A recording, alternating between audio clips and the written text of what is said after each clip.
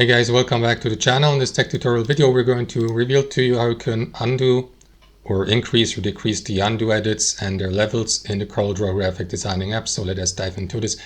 So if you're in the CorelDRAW graphic designing app, guys, and you keep undoing your edits to restore a previous version of the document, you can do this up to a specific limit or level. You can decrease or increase that limit and that way allow yourself to go back in time more with these undos, for example, to 50 or the last 100 recent edits and so on and so forth.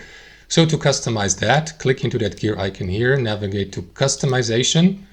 Here, click into CorelDRAW, and here under general, you will see the undo levels. So you may use these up and down arrows or enter a value, like you go with 250, press enter, click OK, and the change should be applied instantaneously. And that's how it works. Thanks for watching. Hope you enjoyed it, got some real value from it, and we'll see you next time on our channel.